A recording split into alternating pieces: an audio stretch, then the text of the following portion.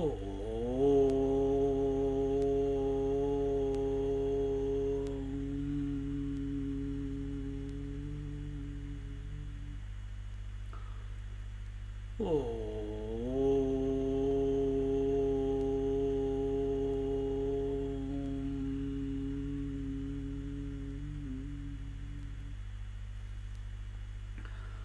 गुरुर्ब्रह्मा गुरुर्विष्णुः गुरुर्देवो महेश्वरः गुरुः साक्षात् परं ब्रह्म तस्मै श्री गुरवे नमः तस्मै श्री गुरवे नमः तस्मै श्री गुरवे नमः. We are in Amrit Anubhav, chapter 2, verse number 16. And the glory of the Guru continues. Question today is how important and indispensable is the grace of the Guru for the spiritual seeker. This topic is going on, and this time he says Jnaneshwar Maharaj. This commentary is by Jnaneshwar Maharaj. Not commentary, sorry.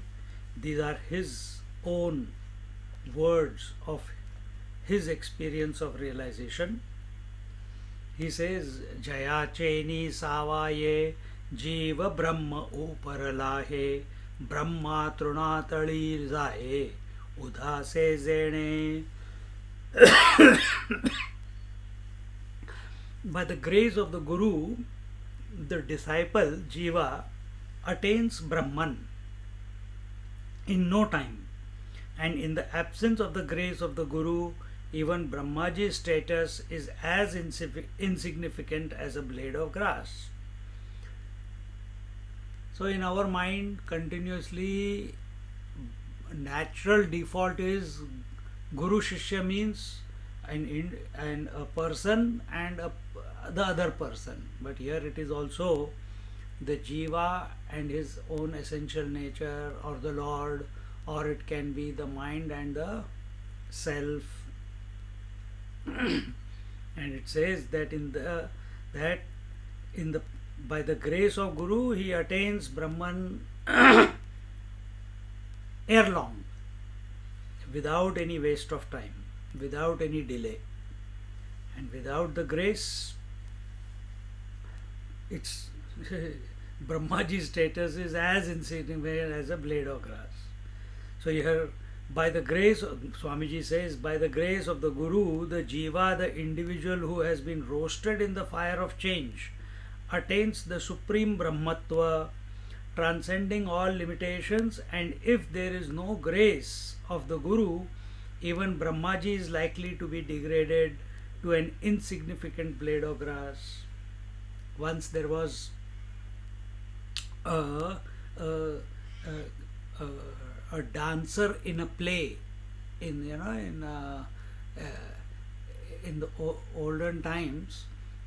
The plays, the stage shows used to go from town to town, and in that she was a dancer, and she came across Shankar Maharaj, and whenever she used to go, her pet dog also used to go with her. And one day, and this is in the mutt, and one day someone, self-proclaimed devotee, he said dogs are not allowed inside the ashram. So she went back, tied the dog in the house. He was barking, it wanted to come along with him. She went to Maharaj, Shankar Maharaj, and Shankar Maharaj asked, "Arey, where is that the doggy?" She says, "Oh, I left him at home." So he said, No, you must bring him tomorrow. He is a very great sadhaka. And next day, she brought the dog, Gubli his name, and she brought the dog with her. And the moment dog saw Shankar Maharaj, he went and rolled at the feet of Shankar Maharaj and looked into his eyes, and Shankar Maharaj just said one thing: this is your last life. It's over. Enough of this life for you now. Immediately the dog took 3 pradakshina of Shankar Maharaj, again fell at his feet, looked into his eyes and gave up his life.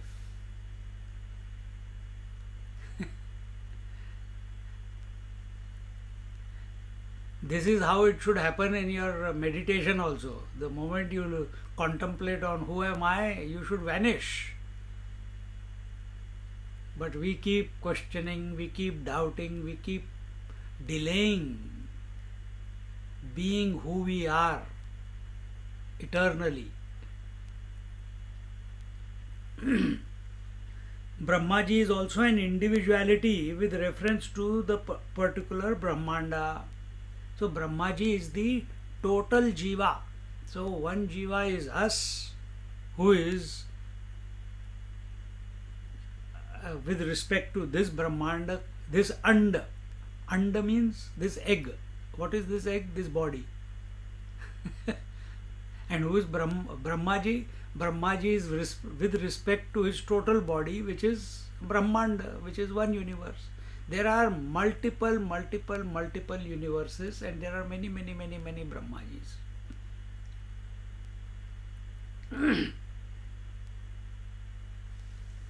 So, totality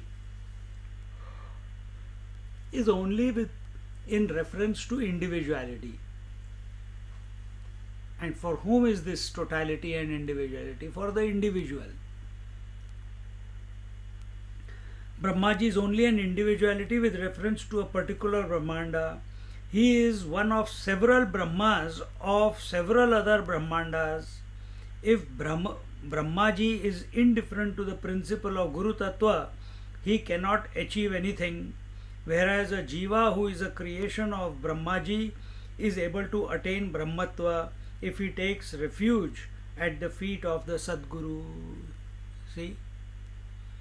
Remember the story, I don't know where I told this, one of these classes or Bhagavad, so it came, that Brahmaji, when he came into existence, he went searching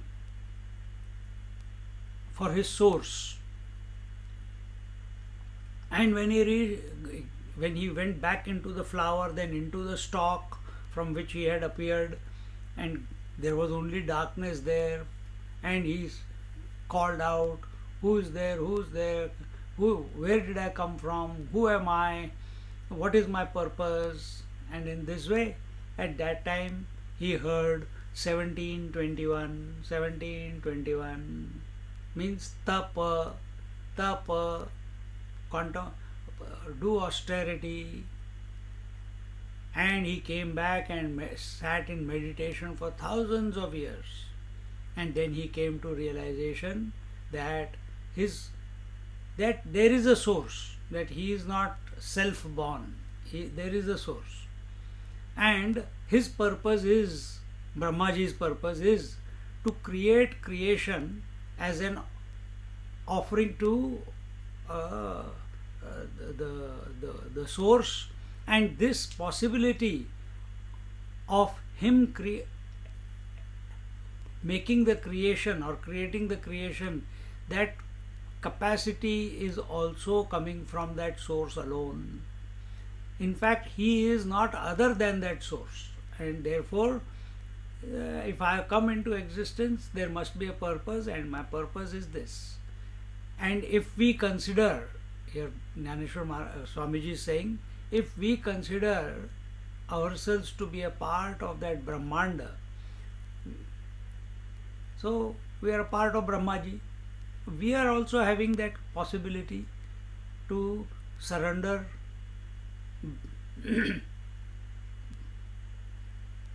Brahmaji is locked into his position as a creator. But we who are a part of his creation, we have a possibility to bypass that lock-up stage of body identification, of purpose, living for a purpose, only one purpose. merge into the divine, and that is possible only by grace. And therefore, here it is said that if he takes refuge at the feet of the Sadguru, it is possible very quickly.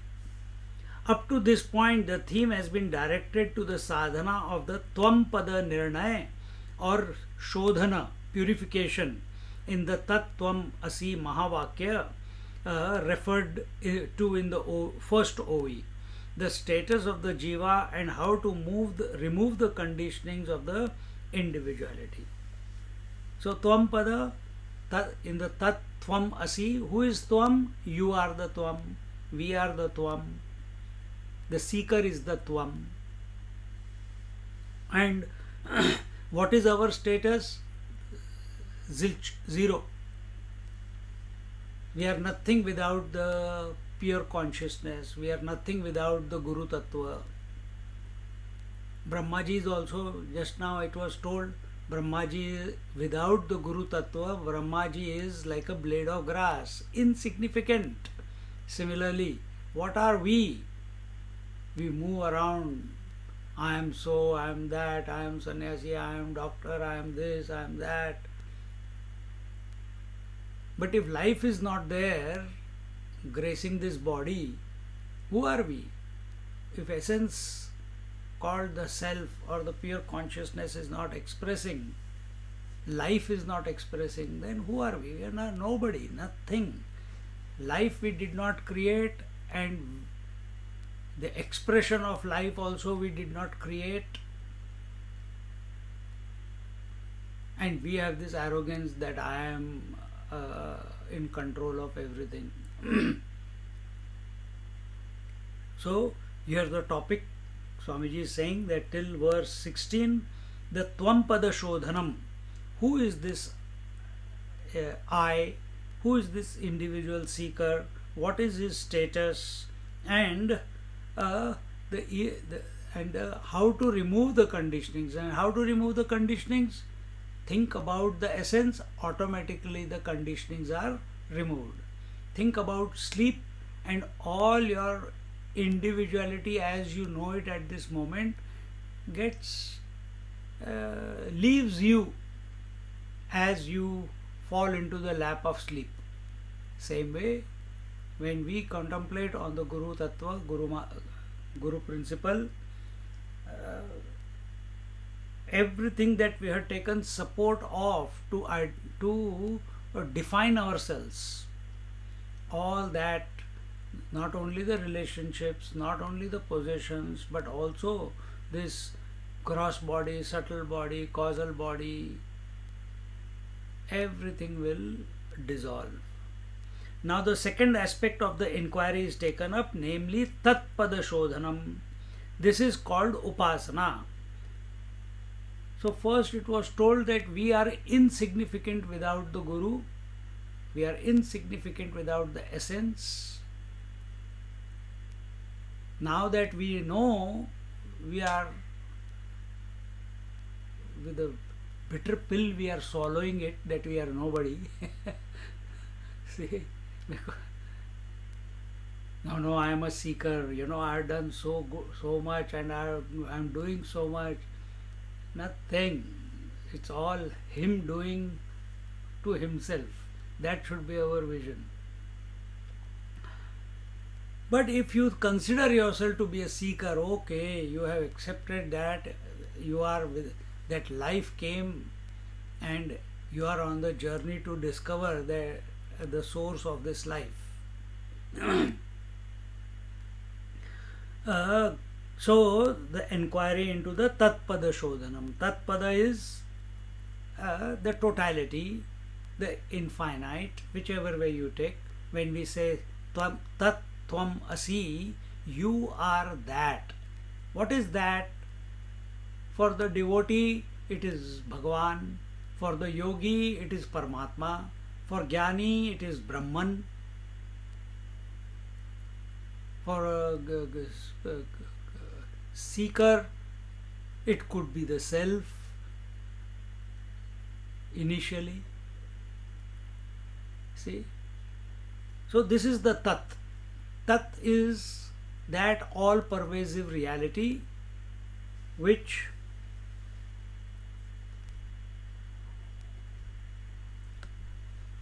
is the essential nature of this seeker, of this Tvam-pada, so of this individual.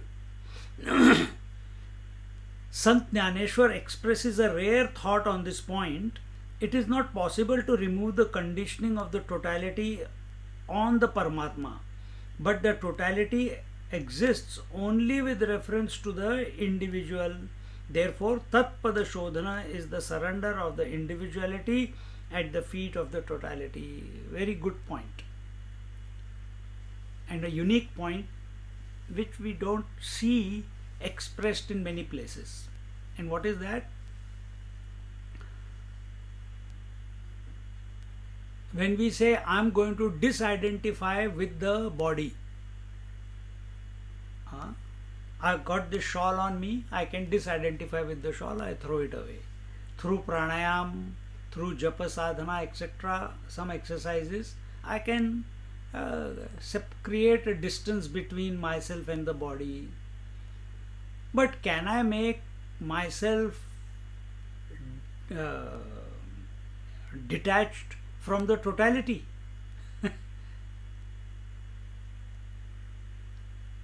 So here he says, Jnaneshwar Maharaj says, it is not possible to remove the conditioning of the totality on the Paramatma. Can we remove the conditioning of totality from the Paramatma? Paramatma, remember how this book began. First chapter was Shiva Shakti Samavesh, and in that it was told that this whole world is a play between Shiva and Shakti. And who are Shiva Shakti? They are nothing but one. And when they are one, they are called Parama Shiva. In Vedantic language, Brahman. And when Brahman or Parama Shiva, and it is the phenomena, becomes aware of his potentiality, Parama Shiva, the moment he becomes aware of his potentiality, why should he become aware of his potentiality? He is complete. Yeah, so he can do anything he wants. If the potentiality is there within him, it expresses.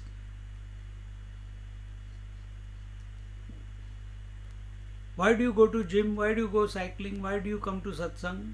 Because you feel you have the potential to understand, you have the potential to know the truth, you have the potential to exercise.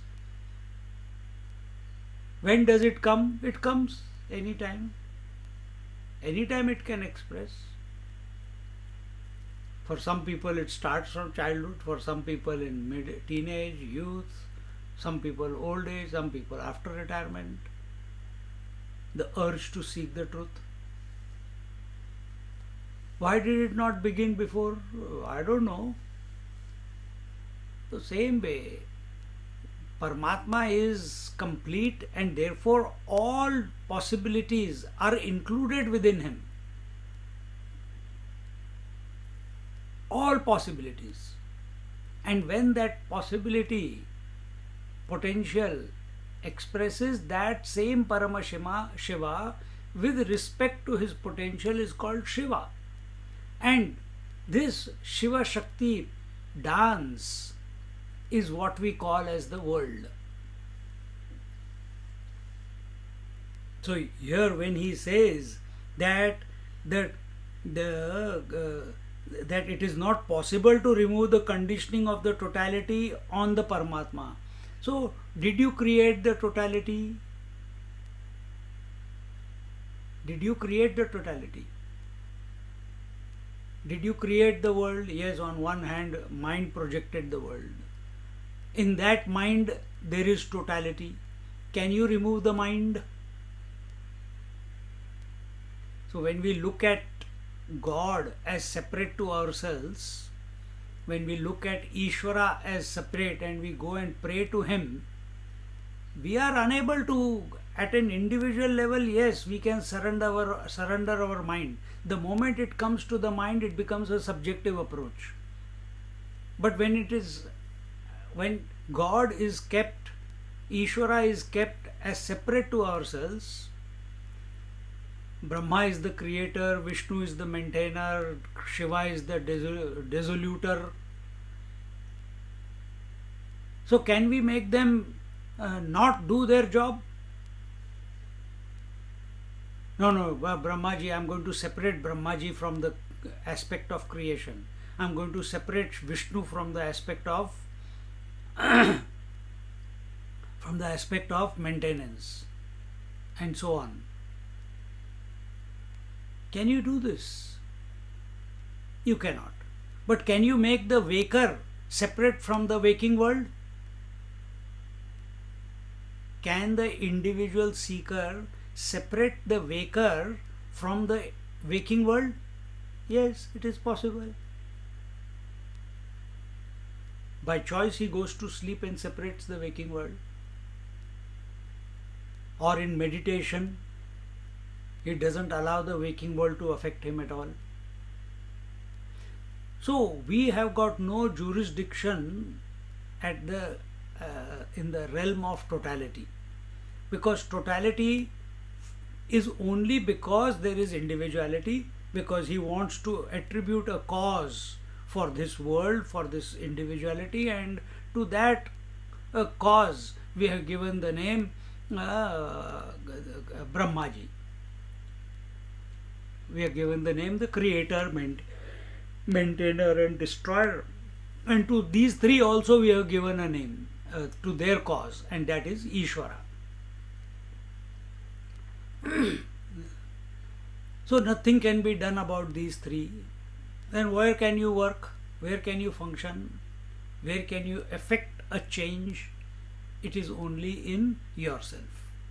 Because this idea of totality, of this grand design which is being organized, controlled by some great power, is only because of our objective approach. And we don't want to feel that we are a mistake, that we are just popped out for no reason. No, there is a bigger reason, and that reason is there must be, a creator who created us, that created this beautiful creation, so that, and so on, each one to his own. So here and how to separate the waker from the waking world, how to separate the dreamer and the dream world, or how to separate the consciousness, the Tvampada, from the waker, dreamer and sleeper and their respective world. This is the aspect of Upasana, and the purpose is to remove the conditioning of the totality. But when does the totality go? When does the totality go? When the individual as a person goes away. Where is this idea of individuality? It's in the mind. Where is the idea of totality? It is in the mind. So when the mind dissolves, automatically the idea of individuality and totality dissolve. See? If we are not seeking, we will never separate ourselves from the mind. Never. At the totality level, Brahma, Vishnu, Mahesh, they have their job descriptions etched out for them by the Ishvara. They have got no choice. They have to function that way. Brahmaji cannot say, today I want to become Vishnu. Shivji cannot say, today I want to become Brahmaji. No. They are locked in their position. Indra is locked in his position. Surya Devata, sun god, he is locked into a position. Moon god is locked into position. Air god, fire god, water god, earth god, all the various gods, they are locked in their position. They cannot do anything about it. They have no choice. The choice is available only with the individual. And therefore, the upasana is not for Brahma, Vishnu, Mahesh. The upasana is not for the sun god or any other god. Upasana is for the individual. Upasana is for the seeker. If any of those gods want liberation, that thought will not come very easily for them. But if they want liberation, they have to take birth as a human being. Only then liberation is possible.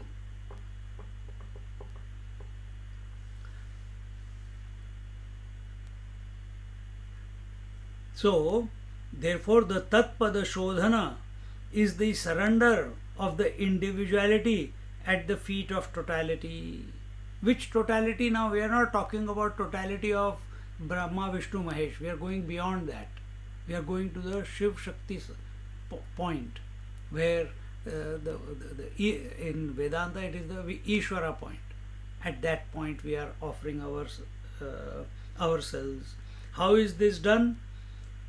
Upasti verhi rabataya upaya faliyeti modonia varvandale jayachiya anugnyaka.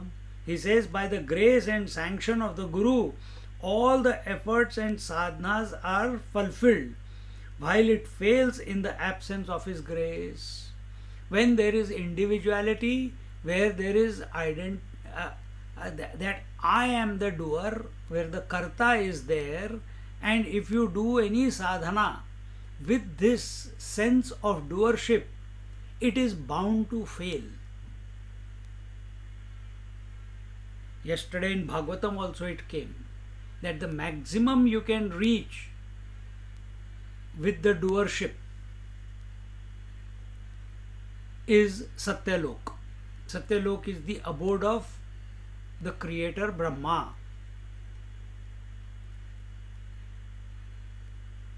But if you want to go beyond, you want to realize yourself, then grace is required. With your own self-effort, you can reach up till Brahmaji. And you see all the Rakshasas doing that. They do such intense tapas, standing on one leg, cutting their head, not eating, keep doing fire sacrifice for years and years on. Brahmaji appears. By effort they are reaching there.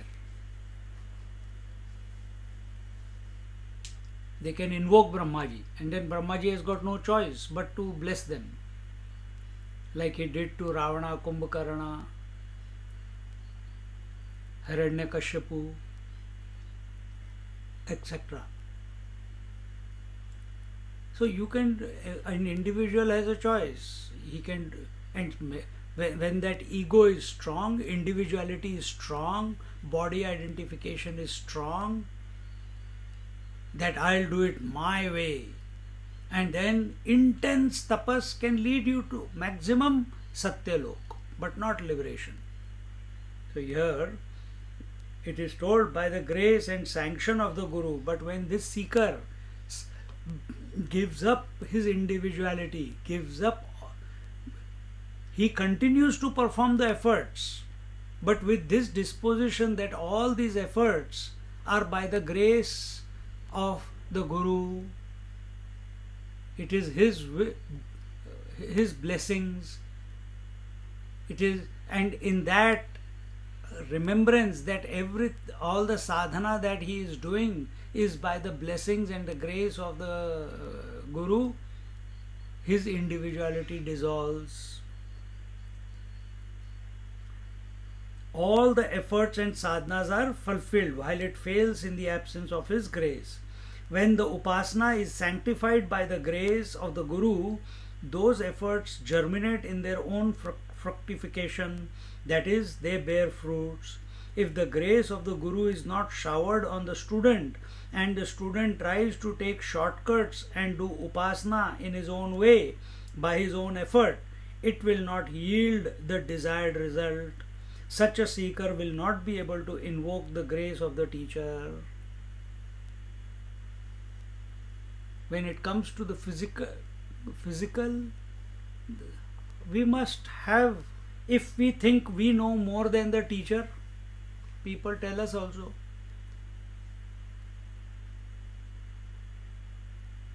See, who is a guru? Guru is he who knows the disciple more than the disciple knows himself. Understand this.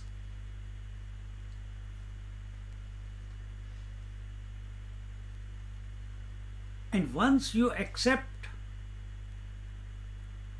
that this is the way, the self knows the mind more than the mind knows itself.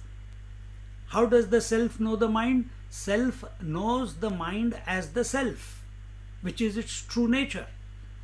But how does the mind know itself? Oh, I am attached to this, I am attached to that, I am attached to this, I am attached to that. I have to realize. But how does the self see?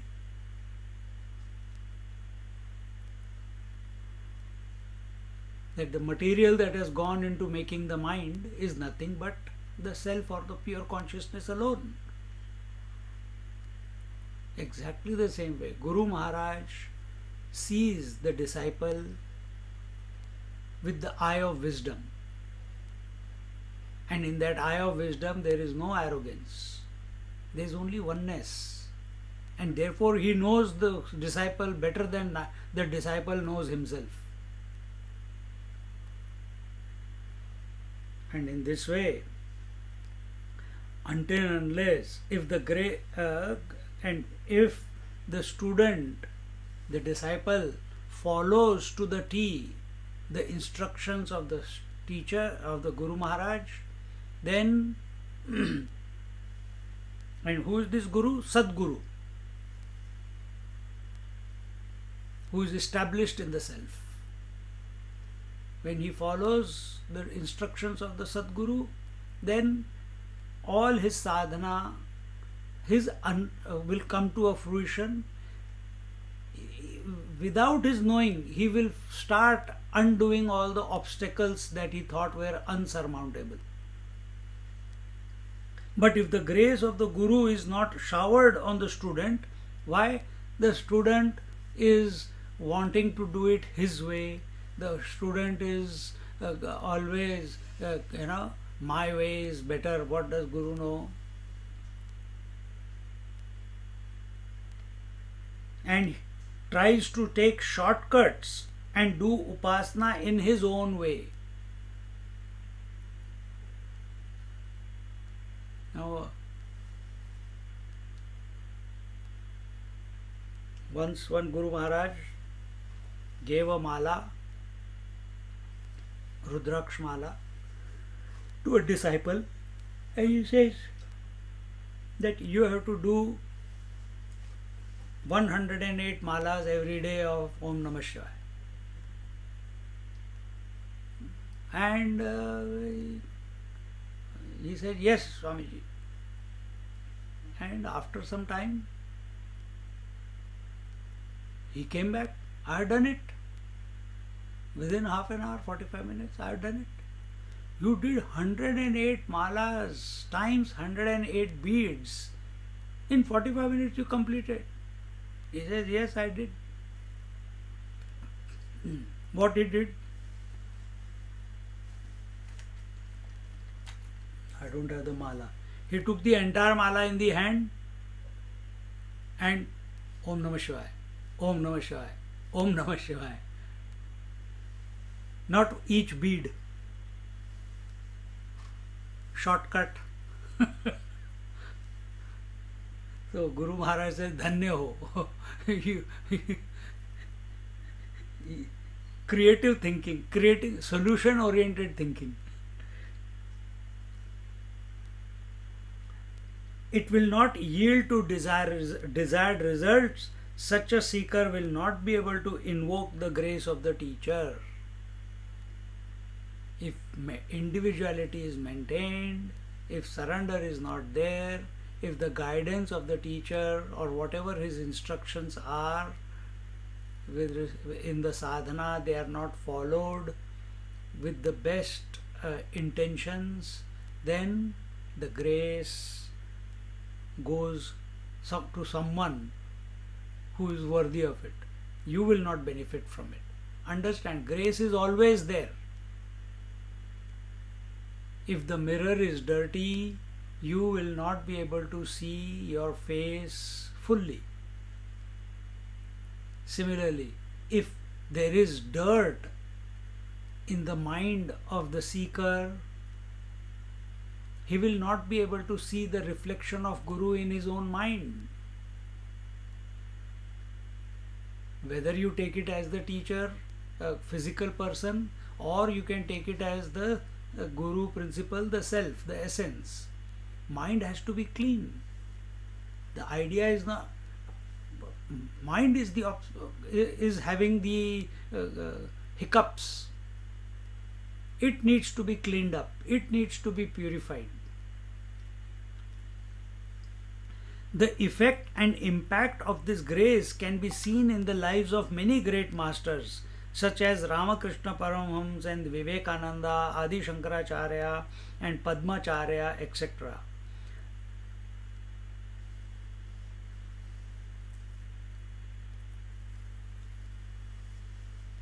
See, in this book, in Shankar Maharaj's life story, yesterday some village people came and they said to his mutt, and they said, Shankar Maharaj, we have come at your feet, please take care of us, please accept us, please initiate us. They kept asking. Shankar Maharaj was nicely smoking his cigarette. He did not answer. Again they asked, again he did not even look at them, because Leela is going on. Nothing is, from their point of view, everyone is blessed. We don't realize that. But they kept, and then some of them cried, some of them, please, why are you not listening to us? Then suddenly he called one person. He says, oh, this person will give you the initiation. What do you mean? Everyone looked at him. Who is he? We don't know. We came to you. And the person whom he said, you come here, you give initiation to them. He says, Swamiji, what do I know about initiation? I don't know what mantra and what is the procedure. Oh, that is your problem. That I will teach. You come and sit next to me. And let each person come and I will tell you what to tell into their ears.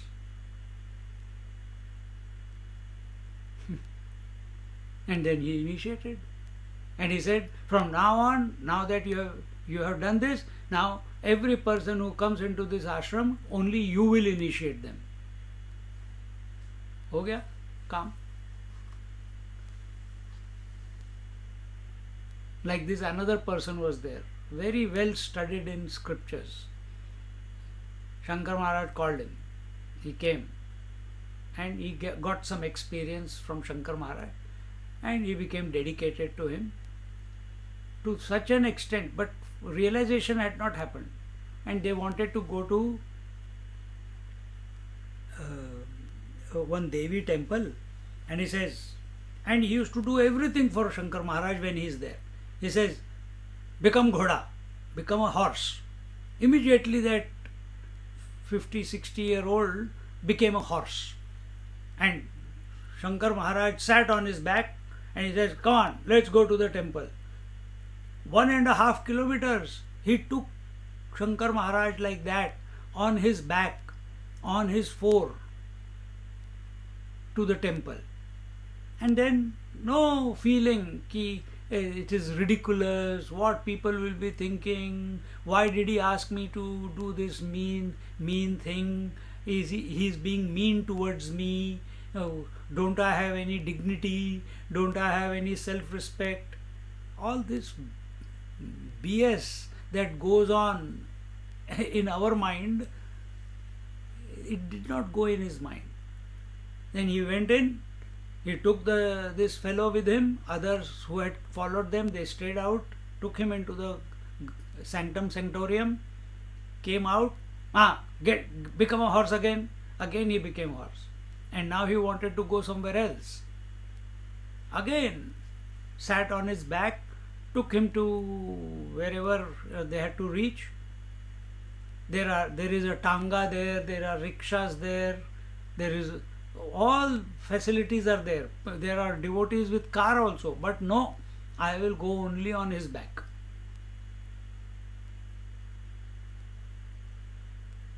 And the moment he reached wherever he had to reach, and this gentleman who was carrying Shankar Maharaj on his back, on his force, like a horse, he did not feel tired or exhausted. No, Shankar Maharaj has said, I got no problem. It is his problem. If I get tired, he'll give me the energy. He was as fresh. Not even one doubt passed through his mind. And this Shankar Maharaj observed, because he knows everything. And as he sat there, immediately he said something to him in his ears, touched his back, and this fellow was in samadhi. He says, go. Now you don't, you meditate now. Now nothing else requires to be done by you. See? But here we are, remember what I just said. Don't I have a dignity? Don't I have a self-respect? How can this teacher or this Guru Maharaj behave with me like this? I think he's going cuckoo. Guru Maharaj is going cuckoo because he's behaving like this. That is not surrender. Surrender means we become a pawn in the hands of the Guru Maharaj. Whatever he says, we follow it without any question. Then the grace flows. In this way, the grace of the Guru is essential not only for the individual upasana, but even for the very surrender at the feet of the Guru. So even to accept the Guru as a Guru, it requires his grace. Shankar Maharaj says, someone asked him that why some people come to you and others don't come to you. He says, because I have graced them, that's why they come to me, and they are not coming in this life. I have been taking care of them and their family and their for eons together, and every time they come and we meet, somehow I call them to myself, and again the relationship is one priest was there, and he was from the Mahakal, Ujjaini. He was a priest there, and one day while he was early in the morning, he used to do the puja, Abhishek of the Shivling there, Mahakaleshwar. And while he was doing, he saw three forms. One he saw of Akkalkot Maharaj. Second he saw of one more Mahatma. I can't remember the name. So both of them he knew. And the third face he saw was these big eyes of Shankar Maharaj with a little bit of beard. But he did not know who this fellow is. And he was living near about from Triambakeshwar, quite a distance away. And one day he was and after that, after some years he retired. He was in his home, and one person comes and knocks on the door. He says, yes. He says, Shankar Maharaj has called you. He says, who is Shankar Maharaj? I don't know who is Shankar Maharaj. Why should I go there? No, he has asked. He is in Triambakeshwar. The moment he heard Triambakeshwar, that is his place. Shivlinga and all. So he felt something in his heart told that I must go and visit. He said, okay, wait, I will come with you right now. And immediately he went. And the moment he came in front of Shankar Maharaj and looked into the eyes of Shankar Maharaj, that very moment, the memory, which was just a fleeting event in his long life, for a flicker of a second, he had seen those eyes on the Shivalinga. Suddenly, the whole experience came flooding back, and he fell at his feet. See? This doesn't happen as much as in the Gyan Marg, in Avadhut Marg or the Nath Sampradaya. All these things happen more. But one must surrender. I am telling you these stories so that what is the dedication that is required, how much the ahanta has to be dissolved. Only through such incidents we can come to know, because we don't have that experience. Yes, we have the experience of dissolving the waker into the dreamer. We have the experience of some memory of dissolving the waker into sleep. But we are not conscious of it. It happens. When that actual moment happens, that time we are not available. But when we read these stories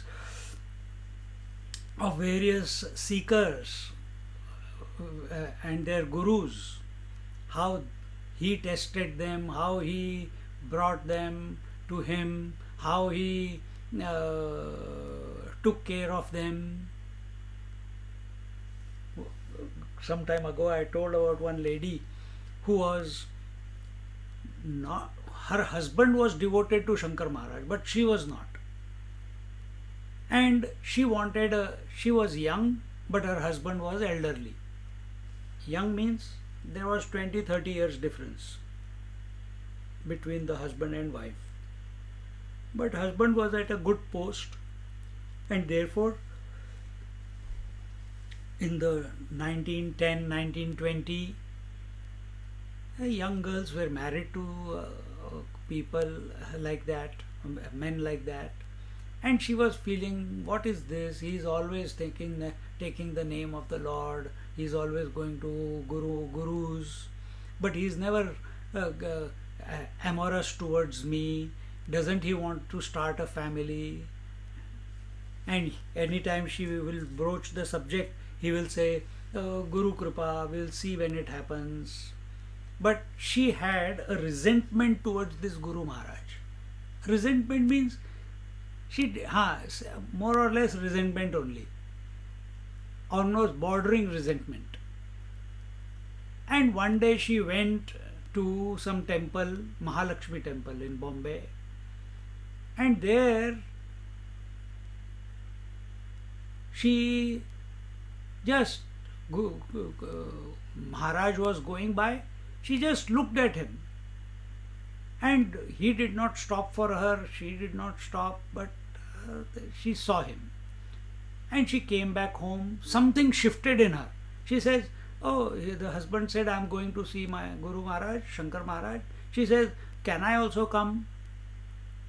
Just mere glance of the Shankar Maharaj invoked within her a desire to go to satsang. Before, she will not go to satsangs also. And she goes to the satsang, to his darshan, no satsang, only darshan. And the moment she saw him, she says, oh, I saw him at the temple today. And Shankar Maharaj started calling her baby because she was young. She says, baby, you got a great job ahead of you. You don't know it, but I know it.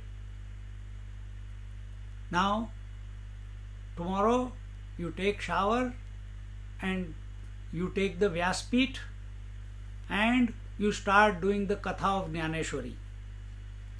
He says, Swami, but I have never studied Jnaneshwari. He says, who is asking you to speak? I have never sung in my life. He is asking, who is asking you to sing? All you do is come and be available.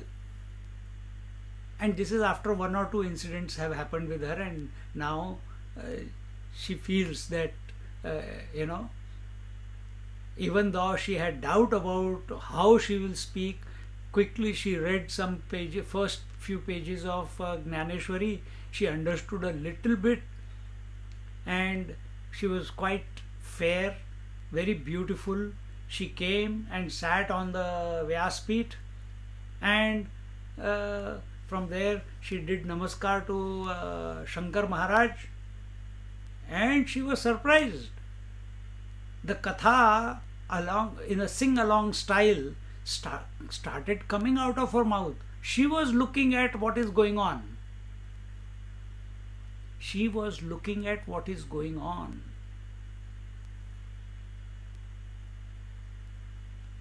See? And doing this for few times, few weeks. The desire, remember, the desire was there to be a mother. Isn't being a mother a fulfillment in life, this, that? And as she kept doing this, one day it so happened that while doing Katha, Shankar Maharaj Ji was listening, and he looked at her in a particular way, and she went into Samadhi. And when she came out of that Samadhi, after some time, she felt that everyone in this creation is her child. Why am I hankering for one child of my own when the whole creation is my child? Transformation. Did she know that about herself? No. Did we know this about ourselves? No. Jnaneshwar Maharaj, Swamiji Maharaj, through their words, are invoking this capacity within us, invoking this truth out of us. The one who invokes is the Guru. And therefore it is rightly said that let every experience, every contact, every word, every action, every event of your life be an invocation of that self within us. Don't do anything by default. Don't do anything without alertness or vigilance. See that everything is nothing but an expression of the self. And in this way, grace of the Guru is essential not only for the individual upasana, but even for the very surrender at the feet of the Guru. So understand, all action happens only by the grace. Action doesn't happen, efforts do not happen because you want.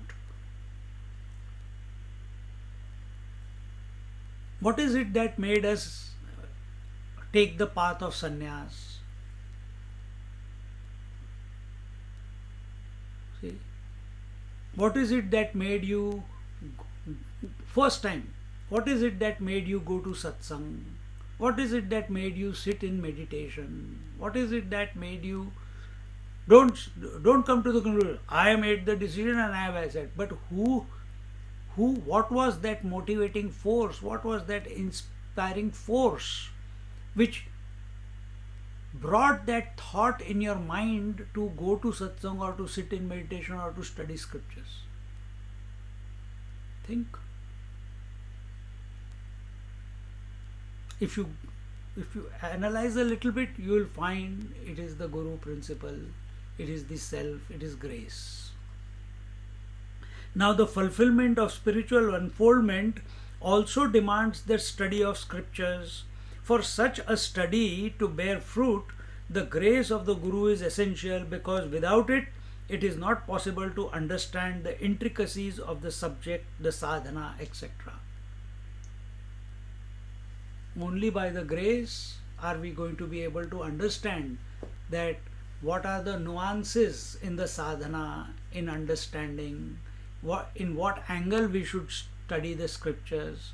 Like when we went to study the scripture, for many years we knew that Bhagavad Gita is the dialogue between Krishna and Arjuna, and we must be like Arjuna to learn from Krishna. All the time, never, and whenever I opened the Bhagavad Gita, I never understood anything. Sleep used to come very quickly. So open the Bhagavad Gita to go to sleep.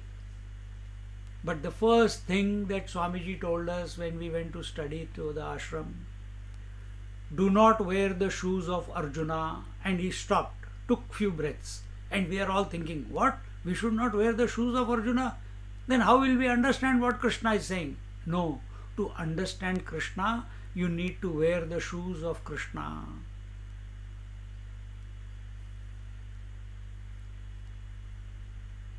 To understand Krishna, wear the shoes. Take the standpoint of Krishna, only then you will be able to understand what Krishna is saying.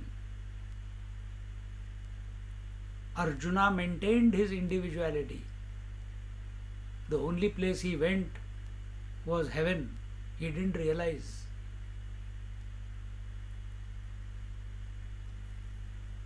So choose wisely.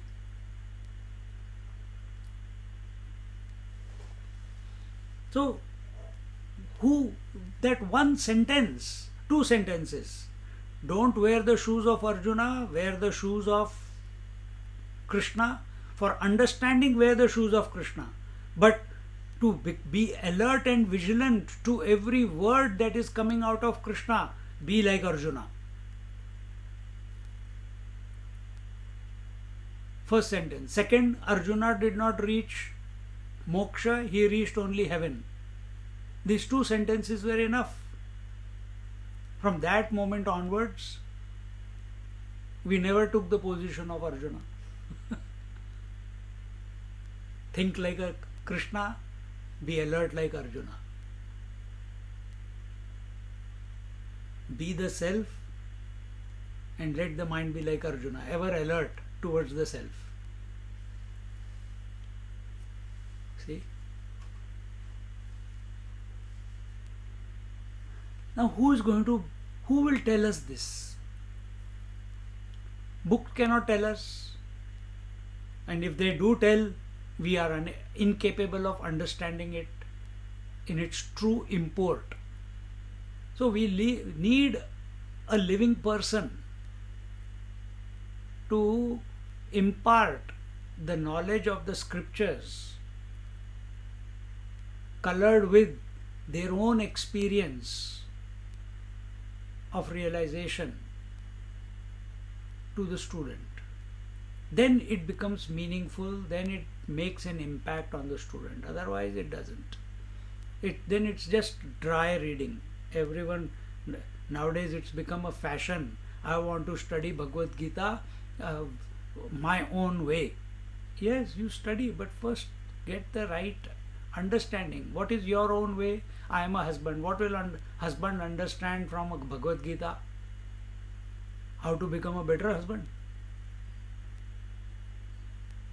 Or if a person is that why life is dealing me a wrong hand all the time, and with that frustration and depression he goes to Bhagavad Gita, what is he going to achieve out of that? Only a solution how to live a better life, that's all. But Bhagavad Gita is only, yes, you can get those answers, but is Bhagavad Gita only about that or something more?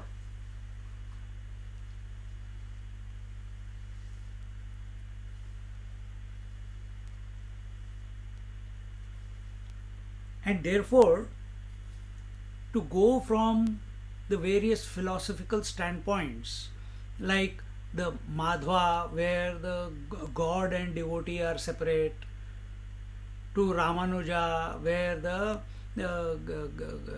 philosophy where that is called Vishishta Advaita, Dvaita, Vishishta Advaita.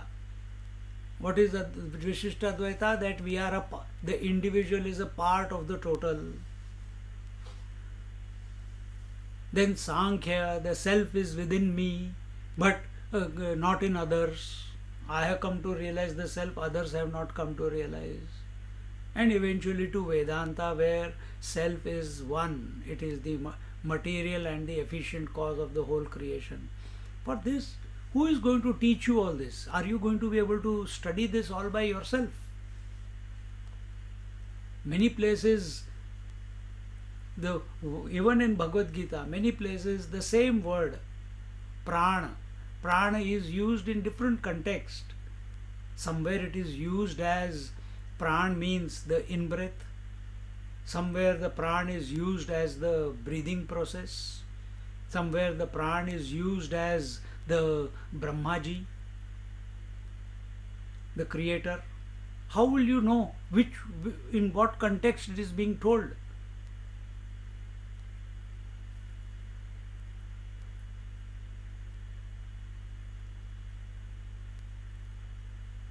In everything you want a teacher. In IT you want a teacher, medicine you want a teacher, you want to send your children to school, cram them up with all unwanted knowledge of the world. But when it comes to the God or the self, then I want to do it myself, is it? Why this arrogance? Because as by the time we come to the scriptures, we are grown up and our individuality has become concretized. I will do it my way. Then suffer. Here Jnaneshwar Maharaj says that to study the scriptures, to unfold the scriptures, to understand the scriptures, we need the grace of the Guru. Only by Guru's grace, in the first place, the scriptures come into our life. Only by Guru's grace, the Guru Maharaj comes into our life. Only by Guru's grace, the knowledge of the scriptures comes towards you. Only by Guru's grace, the understanding of the scriptures takes place within you. Only by Guru's grace. Not because of your efforts. That does not mean we do not put efforts, but when it clicks, it's always a click, and that click is because of the grace.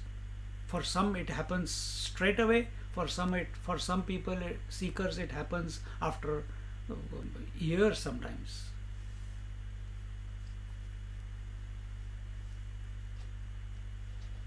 Like Swamiji told me when the first time I met him, he says, go back to Australia, just live your life, whatever you are doing.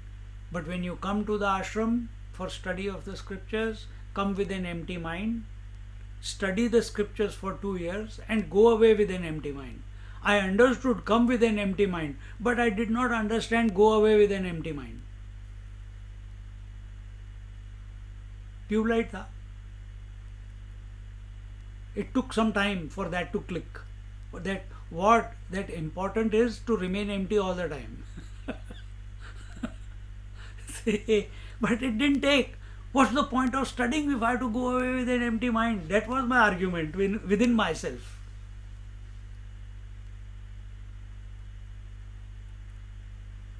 See?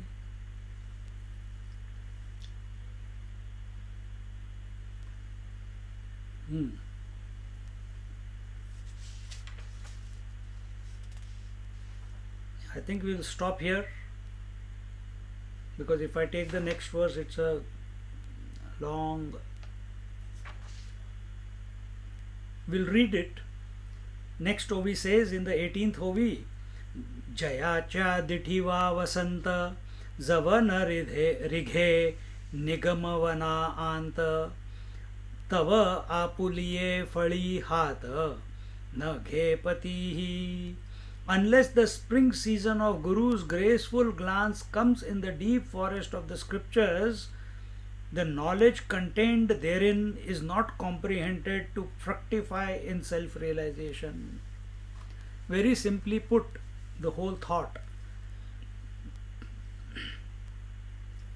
unless and until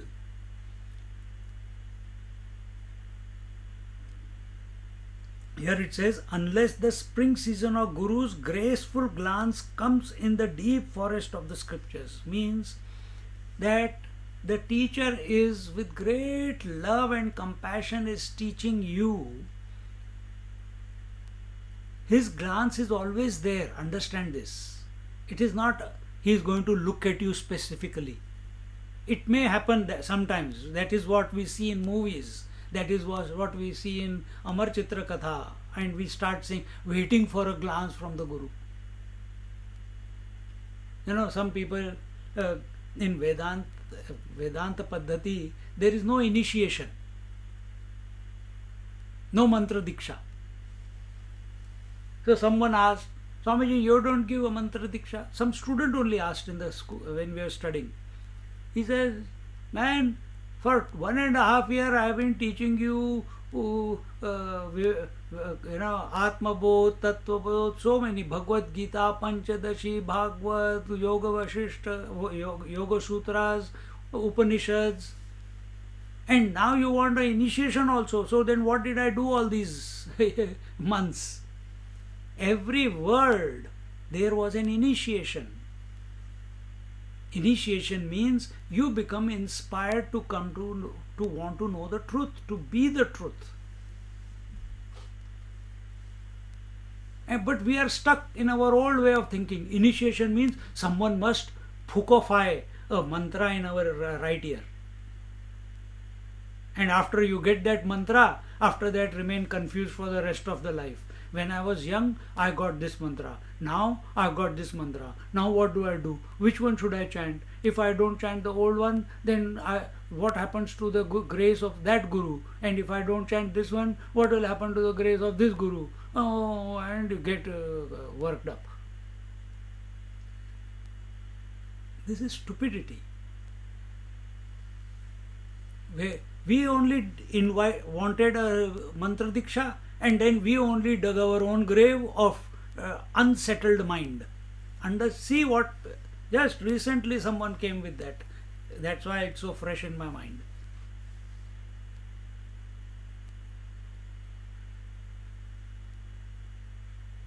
And they came and said, oh, I made him my Guru. I said, okay, good, be happy.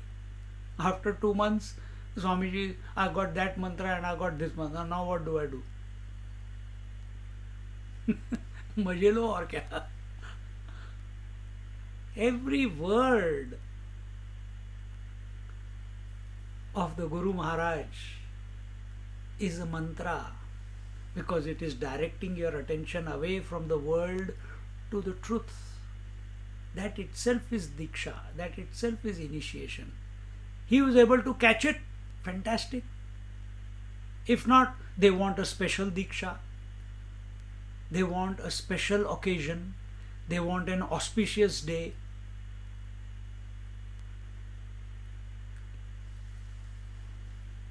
And second, knowledge of the scriptures does not come from the words in the book, in the scripture, to our mind. Then how does the knowledge come? The knowledge of the scriptures, which has been realized by the Guru Maharaj, when that realization, the correct import of those words which he has realized, when it travels by way of words, riding the consciousness of the Guru Maharaj that he is, and reaches the consciousness that the seeker is, and this consciousness is allowing hearing to happen.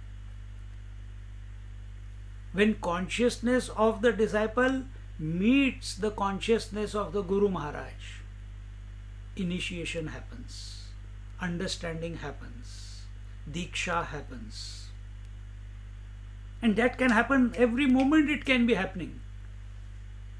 It's not one event. And that is the true way of imbibing, understanding the scriptures. when they come from the mouth of a master. The scriptures are like a big forest in which one gets totally lost unless the spring season of the grace of the Guru Maharaj comes in this deep forest. The scriptural study will not fructify into spiritual knowledge in the life of a disciple. He cannot discover the fruit in this Nigamavana, scriptural forest. What is this fruit? It is the knowledge about one's own essential nature, the Paramatma Tattva. See? So why the moment I used to open Bhagavad Gita, I used to sleep? Because it was too much. What are the threads connecting each other? I had no idea. Just open some page, something strikes me, I used to practice that. But the whole sequence of it, the secret that Ram, Lakshman, Sita, Hanuman, Ram is the self, Hanuman is the mind, Sita is the Shakti, Lakshman is the breath or the time, that they represent something more. That idea was there, but what they represent never knew. But when I heard the first lecture on Ramayana, wow, the tears started rolling. I couldn't stop. The tears of joy did not stop for 6 days. Because 6 days of Ramayana I heard. It melted everything inside. Ah, this is what I was waiting for. When we heard the Bhaj Govindam, Govindam Bhaja Mudmate. Oh, it was as if it was written for me. Mudmate.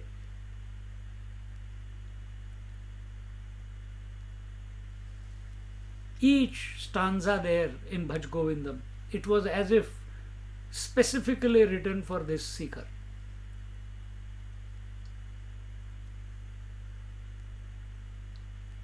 See?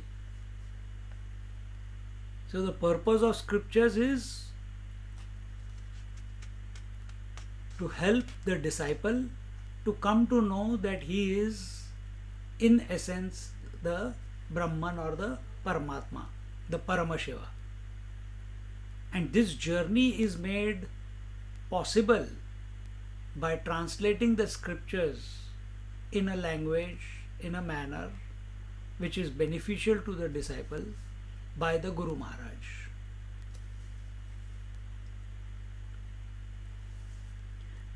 In the Vedas, the Ramayana, Purana, the only subject that is being talked of at the beginning, the end, and the main subject matter is Paramatma Tattva and nothing else. This is referred as Phala here. Without the grace of the Guru, study of scriptures will only provide surface level understanding. The secondary meaning of the statements, the primary meaning of the statement will be lost. See, one day when I've been speaking now for almost 22 years, one day Eureka happened. And what was that? Suddenly it clicked. I understood, but it clicked. How the path of Vedanta, the path of Bhakti, the path of Yoga, the path of Kundalini, the path of Kriya Yoga, they are all talking about the same thing. Yes, I have heard that they talk about the same thing, but how they are the same, that clicked. Exactly the same steps. Exactly the same steps. So, when we study scriptures under the tutelage of a guru, these things happen. If we try to understand ourselves, here Swamiji says, only the secondary meaning. Objective meaning will be understood. Subjective principle will be lost.